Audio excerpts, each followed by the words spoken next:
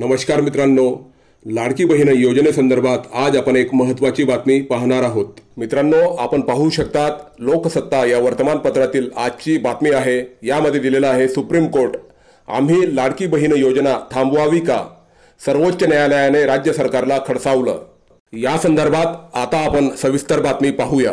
सर्वोच्च न्यायालयाने पुण्यातील पाषाण येथील जमीन अधिग्रहण प्रकरणावरून पुन्हा एकदा महाराष्ट्र सरकारची कान उघडणी केली आहे।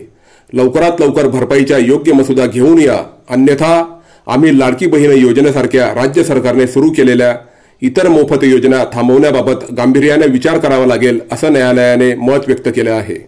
या खटल्यात सर्वोच्च न्यायालयाने महाराष्ट्र सरकारला खडे बोल सुनावले आहेत। पुण्यातील पाषाण परिसरातील खाजगी मालकीची जमीन अधिग्रहित केल्यानंतर राज्य सरकारने मूळ जमीन मालकांना त्या जमिनीचा योग्य मोबदला दिलेला नाही। त्यामुळे या जमीन मालकांनी सर्वोच्च न्यायालयात धाव घेतलेली आहे। जमीन अधिग्रहण केल्यानंतर लोकांना त्यांचा मोबदला दिला जात नाही, मात्र लाडकी बहीण सारख्या मोफत योजना मात्र चालू आहेत। असं असल्यास आम्ही लाडकी बहीण योजना थांबवावी का, असा प्रश्न खंडपीठाने उपस्थित केला आहे।